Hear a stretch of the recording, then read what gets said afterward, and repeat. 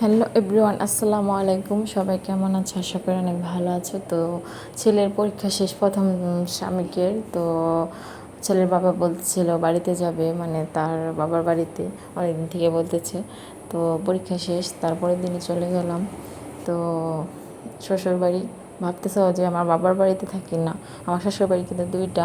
তো আমার শ্বশুর মারা যাওয়ার পরে আমার শাশুড়ি তার বাবার বাড়িতে বাড়ি করেছে, তো ওখানেই দেন থাকা হয়। আর এখানে থাকা হয় নাই, যে এটা হচ্ছে আমার শাশুড়ির রুম। তো অনেক আগের, দেখতেই পারতেছো, মানে এখানে থাকা হয় না, কেউ থাকে না। তো এই রুমটা সবসময় তালা দেওয়া থাকে, যখন আমরা যাই তখন এই রুমে একটু বসি।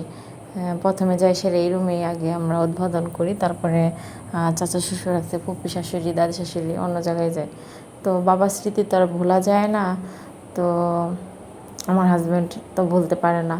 তো যাই সে আগে তার নিজের বাবার ঘরেই যায়, আগে বসে, তারপরে অন্য জায়গায় যায়। তা আমি এখন সবার সাথে দেখা করতে যেতেছি এক এক করে। এটা হচ্ছে আমার চাচা শ্বশুর বাড়ি করেছে নতুন। তো ভাবলাম আমাদের সাথে একটু দেখা করে আসি। আর এটা হচ্ছে আমার ফুপ্পি শাশুড়ির বাসা। ফুপ্পি বলতেছে আমাদের ওখানে খাবে, হ্যাঁ আমার ওখানে থাকবে। তো সবাই, মানে অনেক দিন পরে গেলে অনেক আদর সম্মান, অনেক যত্ন করে যে কার বাসায় খাবো, কার বাসায় থাকবো।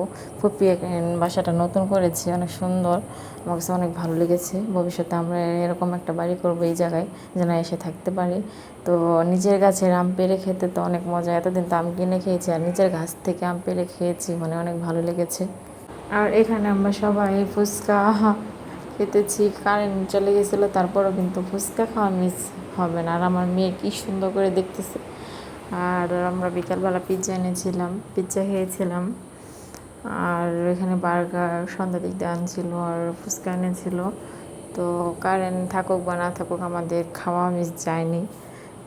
যখন যেটা মন চাচ্ছে এটাই খেয়েছি। তো আজকের ব্লগে পর্যন্ত, সবাই ভালো থাকবো, সুস্থ থাকবো, আল্লাহ হাফেজ।